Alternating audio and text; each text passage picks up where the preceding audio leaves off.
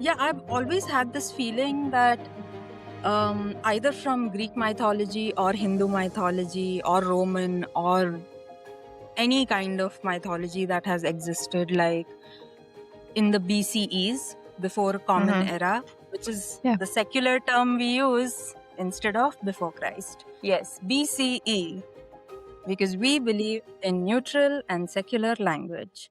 Anyway, so I've always felt like these gods who are at some dimension or realm ahead of us, more evolved than us. I'm like, why do they, what do they have against us? Like, they're constantly punking us. They are constantly like having some vendetta.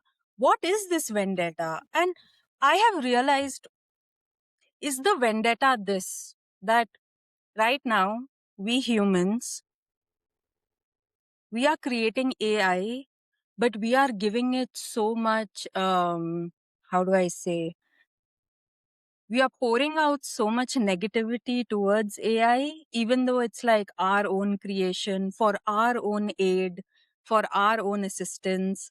But like, we are constantly ridiculing it or deriding it or trying to do away with it. And so I'm wondering, if we hate our creations, do our creators hate us? Ah! That's a good point. That's a really good point. I mean, would you say the same of Indian mythology, though? Do you feel the same about? Oh, Indian mythology, let me tell you, the Hindu gods and goddesses, while they represent like philosophical values and ideologies and way of life, trust me, they do shenanigans. Yeah, they. There's a reason there are parallels between Greek mythology and Hindu mythology, and the parallels being that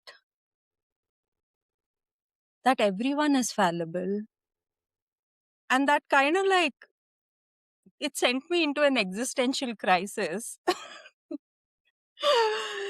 That if you can't rely, so if you really, really, really like study the impact gods have had on mortals, it's not a good picture. Like, it's really not a good picture. So that's what I'm wondering. Like, why give so much import to a concept that doesn't even like you in a way? Maybe. Yeah. No, that's spot on. That is spot on. I mean, I think the basis of most religions as well.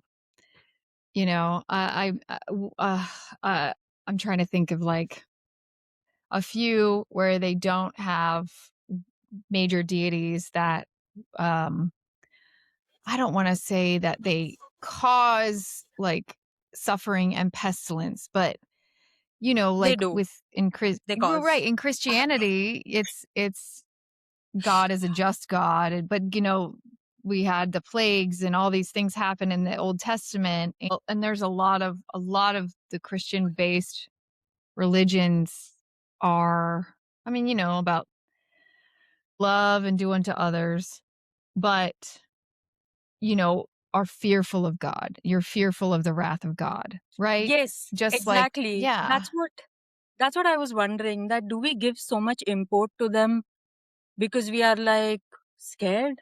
So, yeah, let's not touch the lion that'll bite your hand. yeah, exactly, Let's try exactly. to appease it. Let's try to God please it. But I don't know, I'm just kind of like tired. I don't know why. And Mhm. I have been complaining about this since I started reading this book. Like, I've gone into a funk. And I know why this funk has happened. It's because, do you remember when we were filming the Akatar episode? Shout out A Coat of Thorns and Roses episode. That is number 7, released in December. Check it out. So, were you able to like understand how much existential annoyance I was having with Phase, and how I was seeing a repetition of the same patterns of human drudgery? It was just in a slightly different font in the Fae world as well. It was like, why are they not better? And this book, and at least, okay, with A Coat of Thorns and Roses, I wasn't that pissed because fine, it's fantasy. It's largely made up derivative stuff. So, and I was like, okay, yeah, I was like able to somehow justify it and rationalize it by saying that at least it's not real. But the way religions are presented to us, they are supposed to be real, or we are supposed to at least receive it as real. So I think that little bit of fae fatigue that I had, that despite being immortals, despite having this sense of awareness that is like, that is beyond mortal comprehension, despite that they are like getting into stupid shenanigans. And now I'm like, huh, real life also had this, or at least the reality that we are supposed to like accept in the way that it also shapes society. So I'm like, oh, now I'm reading about real, possibly real gods, or even if not real, their stories, the parables, their philosophy, way of life, everything, their actions, these are all things that even now continue to impact us. They impact our literature, they impact our music, our art. Uh, they are impacting this podcast and right now my existential annoyance with with gods. What I have termed as god fatigue. So I'm just like, where is the example of someone being better? Or is there no example and we are supposed to be better, but we are not doing that? So Yeah. is this is a common existential crisis on a regular summer day that that any water dominant placement would be going through. Just Yeah, an for average sure. summer day. Average summer Mhm. day, pissed with the gods. Why are you not a better example? Going through an entire existential crisis of like, what have I been like looking up to? Or, yeah, I mean, I don't know. I think the apathy is like, the apathy is very, it's dripping with annoyance. Yeah. I'm like highly irritated with with Yeah. everything. I mean, I'd say at this point in time, I'm highly annoyed with the effect of religion on mankind because we are using it. And, my God's the right God. This is the way to believe and live. And we are using it, especially right now in the Western world. Well, all over because, this World War III shit going on. Using religion and gods in the name of like other people, unaliving, whatever. I'm gonna have to edit that. But that's why I'm over it. I'm over it. And it's just like we do, I mean, at least, obviously Christianity, we have the Jesus figure, and most Christians are supposed to be they're supposed to use Jesus as an example, be Christ-like, do unto others, etc.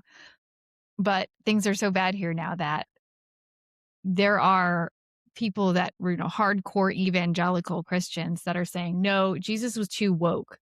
So we're not going to follow the teachings of Christ. And it's like, well, that's the whole point of Christianity.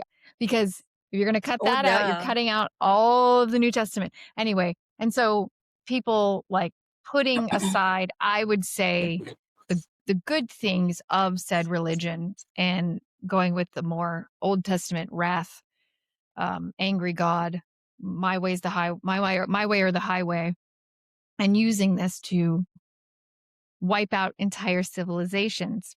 So yeah, but if you really want to think of it, maybe the gods that we know as gods in our stories, and I've talked about this with you before. There's a show called Ancient Aliens. And so Yeah. anytime I get to talk about ancient aliens, I am more and more, and I know I can't believe I'm saying this, and maybe I won't put this out in public, but the Ancient Aliens is based on the teachings of God, now I can't think of not Zechariah Sitchin, um, Chariots of the Gods. So there's an author, and he actually only just passed away not too long ago, Eric von Daniken. I believe he's German. And he wrote these books in the late 60s, in 1968, Chariots of the Gods. His theory, and I still have to read this, but I've like watched all about it on Ancient Aliens because they bring it up a lot. But it popularized a theory that ancient technologies and myths were influenced by extraterrestrial visitors. So, and I've seen him talk about it, and his theory is that what we know as like ancient gods, okay? Because I mean, look at Greek mythology, and obviously the Romans stole from the Greeks. Look at Norse mythology, look at Indian mythology, look at East Asian mythology. There are so many overlaps, right? And you could say, okay, it's just because Yeah. people in the ancient times made up stories, right? And we had, even way back then, when we had people, we had Pangea, and it was easier to get around, and you could exchange stories. And we're finding evidence that there were people, a lot of our, what is it, cultures. And How people do I were put this? nomadic in nature. We always Yeah. forget the idea of how nomadic humans have always been and how mobile humans have always been. So, certain stories with universal parables, the content largely being the same, it's just the stories being in slightly different fonts. So, I think this is it is representative of the fact that this nomadic mobile lifestyle that humans can have, um, this has caused enough cooperation to have a range of similar overlapping stories across continents altogether, across continents at a time when there were no concrete roads. So Yeah, like absolutely. it just goes to say Mhm. that our spirit of adventure is so good.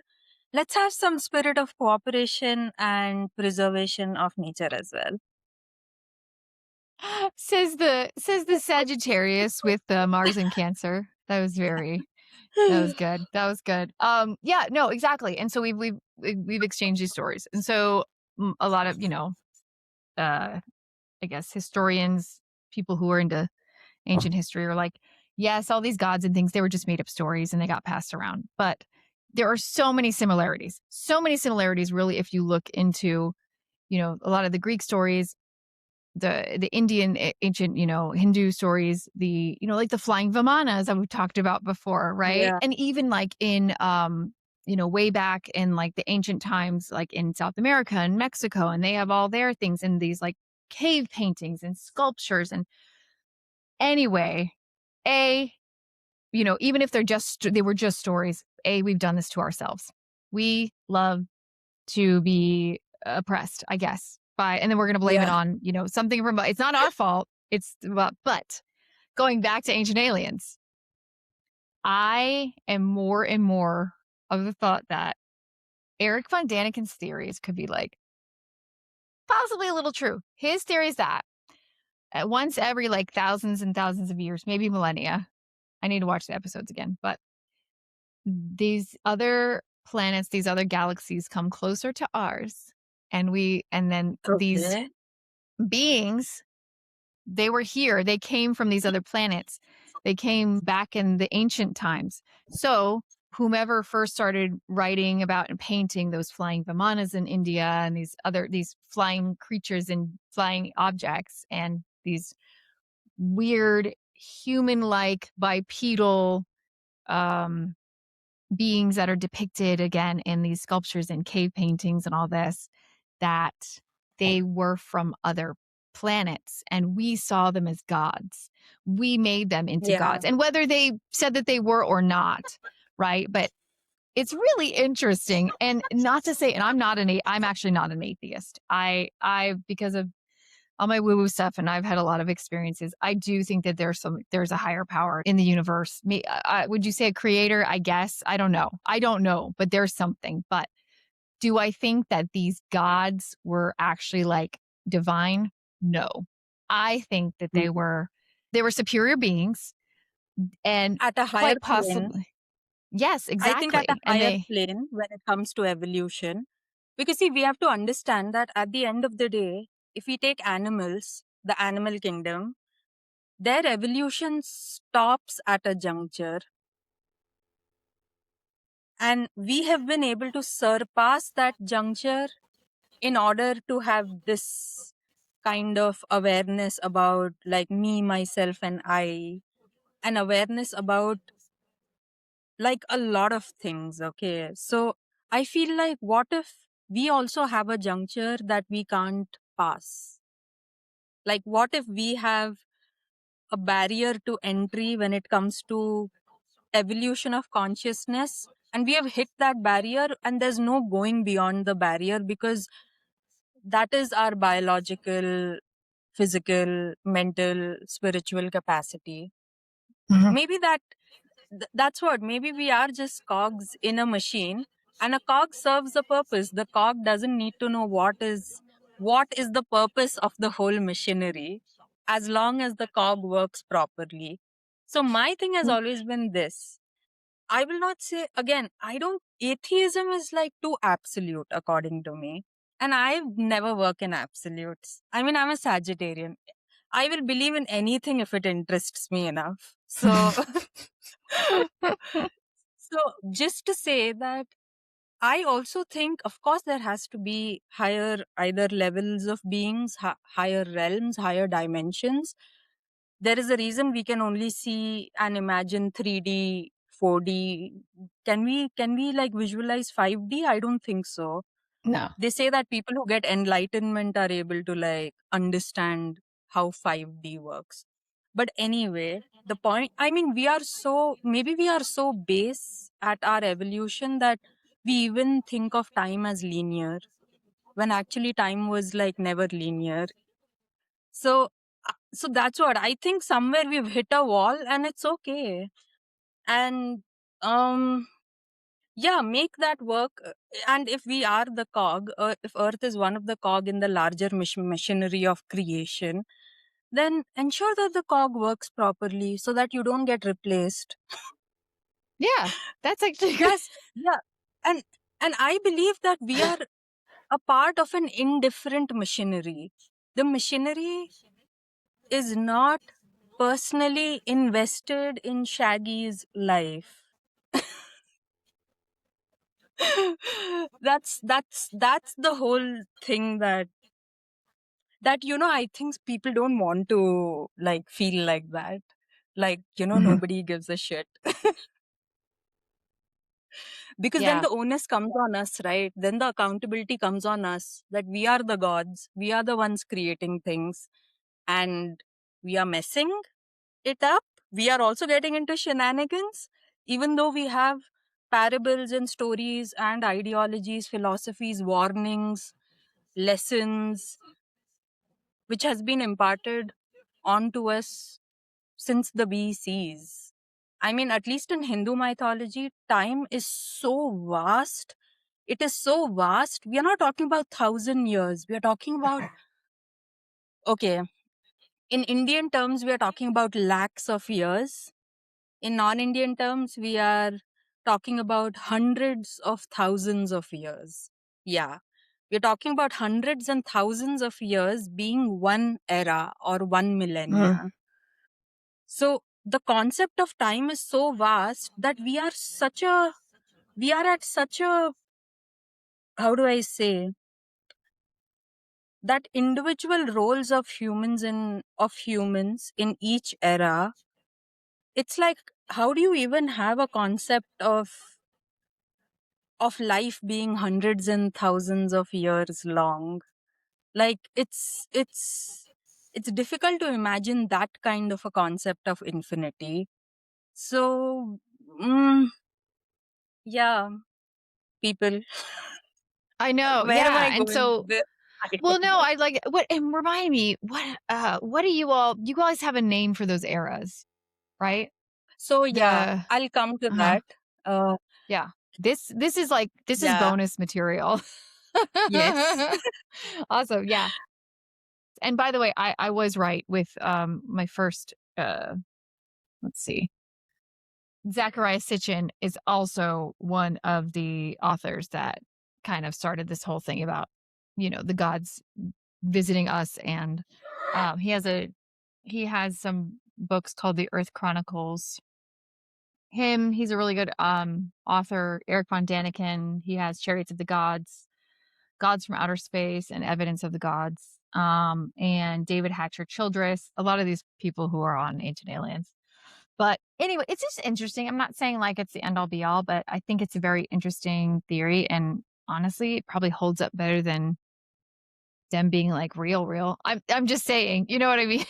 So, and then if you're of the school of the belief that they interfered with us and our DNA, you know what I mean? Like to make them, because another thing I wanted to bring up is, in the Bible and Christianity, and forgive me, I don't know which part it was in, but probably Genesis.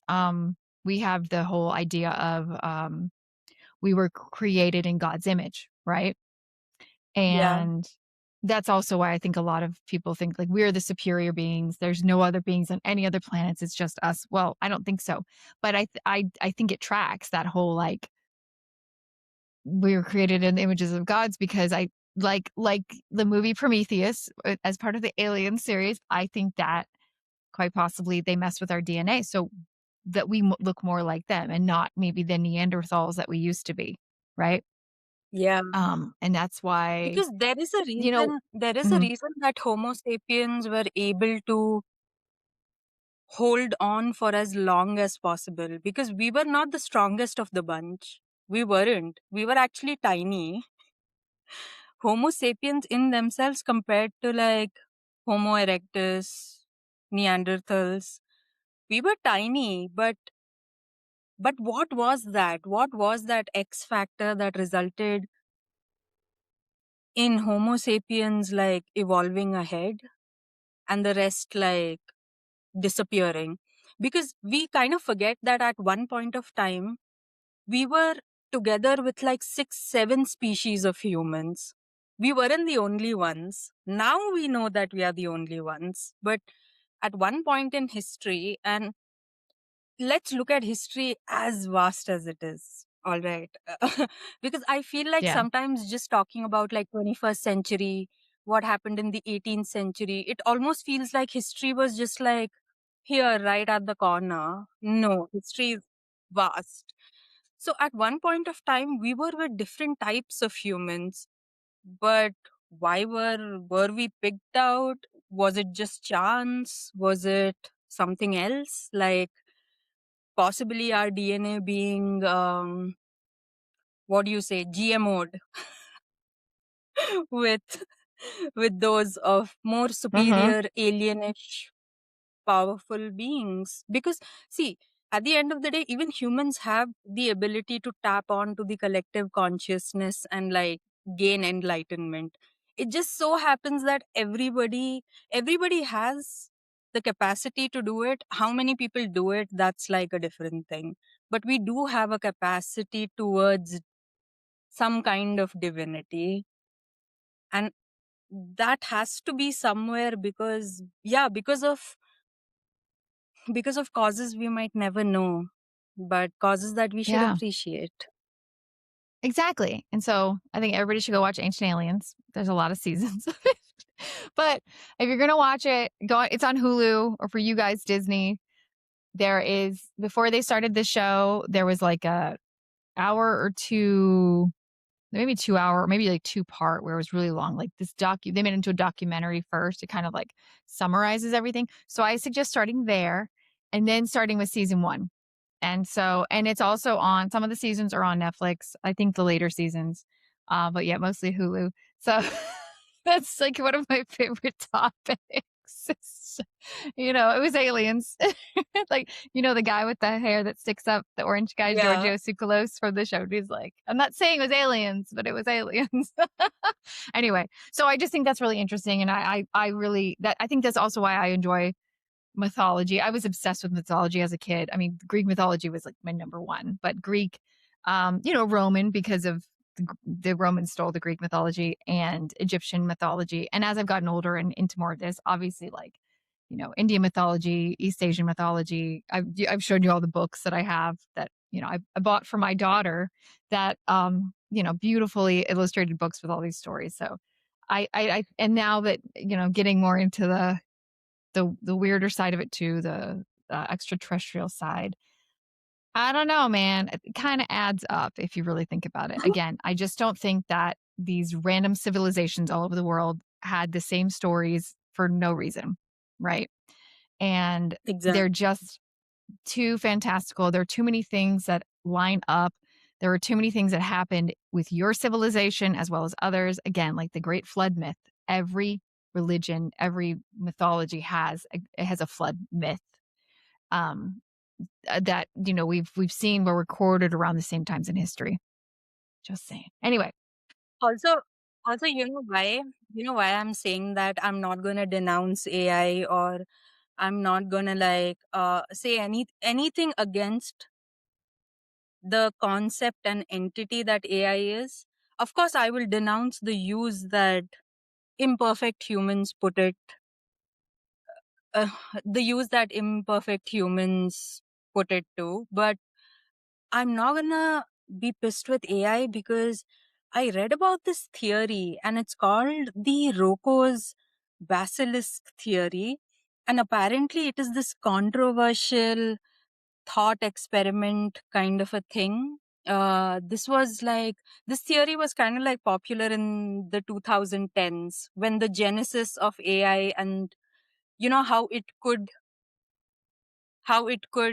be incorporated in the human world was when those concepts were just being conceptualized.